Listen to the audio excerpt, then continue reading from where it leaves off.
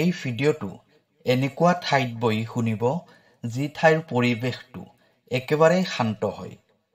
প্ৰত্যেক ব্যক্তিৰ জীৱনতে এবাৰ হ'লেও এনেকুৱা সময় আহে য'ত সকলো ফালৰ পৰাই কেৱল নিৰাশাই আৱৰি ধৰে। সকলো ফালৰ পৰাই কেৱল বেয়া খবৰে আহে। উপাৰ্জনৰ সকলোবোৰ ৰাস্তা বন্ধ হৈ যায়। কিন্তু কোৱা হয় সময় সদায় একেই নাথাকে আৰু যাৰ বেয়া সময় আহে তেওঁৰ জীৱনলৈ ভাল সময়ো নিশ্চয় আহে। ভগৱানৰ ভক্তি যদি সম্পূৰ্ণ নিষ্ঠাৰে কৰা হয় তেতিয়া সেই ভক্তি কেতিয়াও ব্যৰ্থ নহয়।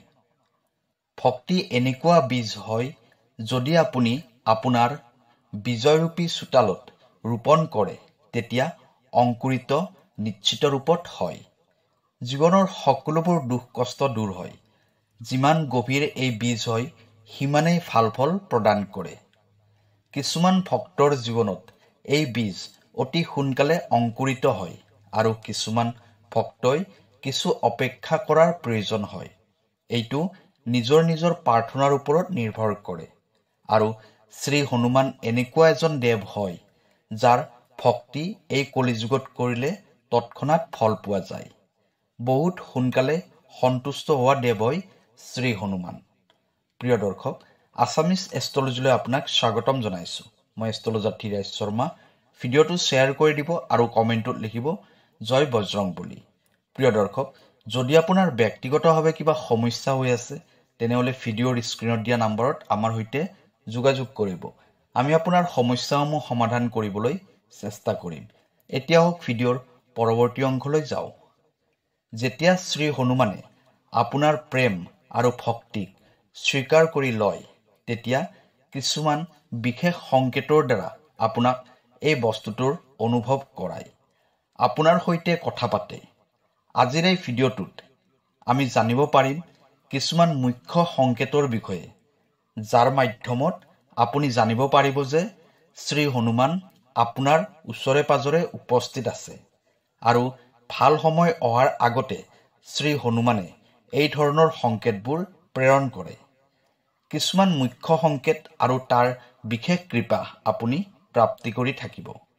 সকলোতকৈ প্ৰথম সংকেতটো হ'ল মংগলবাৰৰ দিনাখন আপোনাৰ ঘৰলৈ বান্দৰ অহাটো।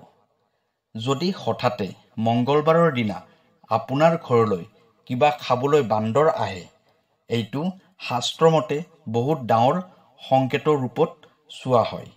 শাস্ত্ৰমতে বান্দৰক শ্ৰী হনুমানৰে ৰূপ বুলি মানা হয়।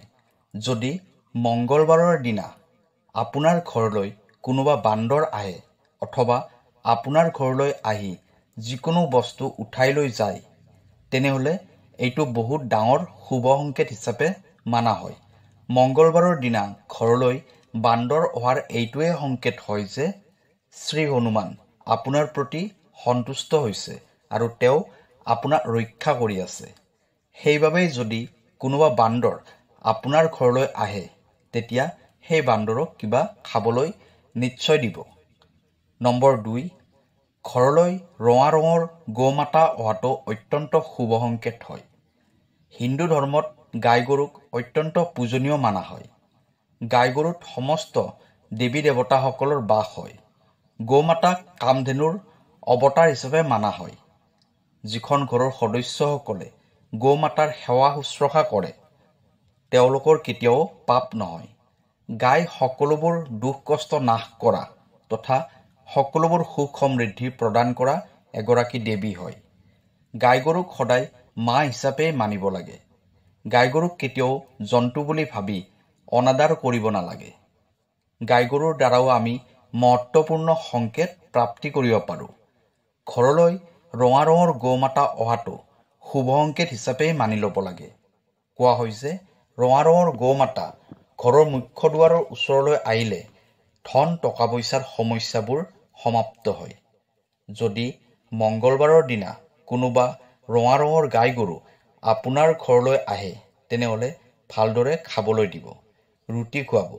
এইটো মা লক্ষ্মীৰ আগমন হয় আপোনাৰ ঘৰলৈ, এনেকৈ ভাবি ল'ব লাগে। নম্বৰ 3, শ্ৰী হনুমানক সপোনত দৰ্শন পোৱা। যদি আপুনি শ্ৰী হনুমানক সপোনত দৰ্শন পায় তেনেহ'লে ইয়াৰে এইটোৱে সংকেত হয় যে আপোনাৰ ওপৰত শ্ৰী হনুমানৰ বিশেষ কৃপাদৃষ্টি আছে। নম্বৰ 4, হনুমান চালিচা পাঠ কৰাৰ সময়ত অদ্ভুত অনুভৱ। যদি আপুনি হনুমান চালিচা পাঠ কৰি থকাৰ সময়ত এটা অদ্ভুত ধৰণৰ অনুভৱ হয় তেনেহ'লে ইয়াৰ এইটোৱে সংকেত হয় যে শ্ৰী হনুমানে আপোনাৰ পূজা স্বীকাৰ কৰি লৈছে। নম্বৰ 5, শ্ৰী হনুমানৰ ফটো নাইবা মূৰ্তিৰ সন্মুখত বহি শান্তিৰ অনুভৱ হোৱা। যদি আপোনাৰ শ্ৰী হনুমানৰ মূৰ্তি নাইবা ফটোৰ সন্মুখত বহি শান্তিৰ অনুভৱ হয় তেনেহ'লে ইয়াৰ সংকেত এইটোৱে হয় যে শ্ৰী হনুমানে আপোনাৰ মনটোক শান্তি প্ৰদান কৰিছে। নম্বৰ 6, আকস্মিক লাভ। যদি আপোনাৰ আকস্মিকভাৱে লাভ হয় তেনেহ'লে ইয়াৰ সংকেত এইটোৱে হয় যে শ্ৰী হনুমান আপোনাৰ প্ৰতি সন্তুষ্ট হৈছে। নম্বৰ 7, যিকোনো বিপদৰ পৰা অতি সহজতে ৰক্ষা পৰা। যদি আপুনি যিকোনো ডাঙৰ বিপদৰ পৰা অতি সহজতে ৰক্ষা পৰে তেনেহ'লে ইয়াৰ সংকেত এইটোৱে হয় যে শ্ৰী হনুমানে আপোনাক ৰক্ষা কৰি আছে। নম্বৰ 8, শ্ৰী হনুমানৰ কৃপা প্ৰাপ্তি কৰাৰ উপায়। হনুমান চালিচা নিয়মিত ৰূপত পাঠ কৰিলে শ্ৰী হনুমানৰ কৃপা প্ৰাপ্তি কৰিব পাৰি। শ্ৰী হনুমানৰ পূজা অৰ্চনা কৰিলেও শ্ৰী হনুমান সন্তুষ্ট হয় আৰু ভক্তক আশীৰ্বাদ প্ৰদান কৰে। নম্বৰ 9, কাম ভাৱনা। এই সংকেতটো বহুত মহত্বপূৰ্ণ হয়। এইটো আপোনাৰ উন্নতিৰ সংকেত হয়। এই সংকেতটো তেতিয়াই পোৱা যায় যেতিয়া শ্ৰী হনুমানে অদৃশ্য ৰূপত আপোনাৰ লগত থাকে। যদি আপুনি কাম ভাৱনাক বশ কৰিব পাৰিছে, আপুনি কোনোবা পৰস্ত্ৰীক দেখিলে মা তথা ভনীৰ কথা মনলৈ আহে তেতিয়া আপুনি বুজিব যে আপুনি সিদ্ধ পুৰুষ হৈ গৈছে। শ্ৰী হনুমানৰ কৃপা আপুনি প্ৰাপ্তি কৰিছে আৰু এতিয়া আপুনি আপোনাৰ লক্ষ্যস্থান পোৱাত কোনেও বাধা দিব নোৱাৰে। নম্বৰ 10, এনেকুৱা বহুত মানুহ আছে যিয়ে নিয়মিত ৰূপে সাৰ পোৱাৰ আগতে সাৰ পাই যায়।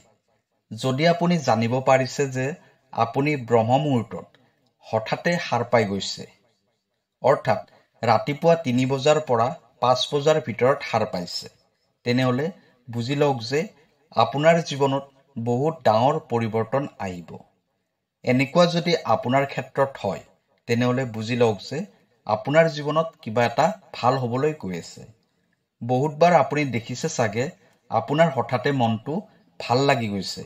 ইয়াৰ অৰ্থ হ'ল শ্ৰী হনুমানে আপোনাক এটা শুভ সংকেত দি আছে। শ্ৰী হনুমানে অতি সোনকালে আপোনাৰ জীৱনলৈ সুখ সমৃদ্ধি লৈ আহিব। যিমান দুখ কষ্ট আপুনি জীৱনত পাইছে সেইবোৰ অতি সোনকালে সমাপ্ত হ'ব। আপোনাৰ ধাৰ ঋণবোৰো পৰিশোধ কৰিব পাৰিব। টকা পইচাৰ উপাৰ্জনৰ ক্ষেত্ৰত বেলেগ মাৰ্গ খোলা যোৱাটো শ্ৰী হনুমানৰে সংকেত হয়। ইয়াৰ দ্বাৰা এইটো বুজিব পাৰি যে জীৱনৰ পৰা আৰ্থিক সমস্যাবোৰ এতিয়া সমাপ্ত হ'ব। জীৱনত ধনৰ আগমন তীব্ৰ গতিত হ'ব। যদি যিকোনো ব্যক্তিৰ মনত হনুমান মন্দিৰত যাবলৈ তীব্ৰ ইচ্ছা জাগ্ৰত হয় অথবা শ্ৰী হনুমানক দৰ্শন কৰিবলৈ মনত তীব্ৰ ইচ্ছা জাগ্ৰত হয় তেনেহ'লে এইটো এটা শুভ সংকেত হিচাপেই মানা হয়। কোৱা হয় যে এনেকুৱা হ'লে সেই ব্যক্তিৰ ওপৰত শ্ৰী হনুমানৰ কৃপাদৃষ্টি থাকে।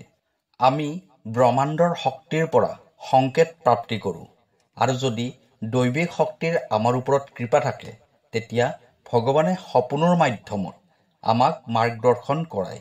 আমাক কয় যে তেওঁ আমাৰ প্ৰতি সন্তুষ্ট হৈছে।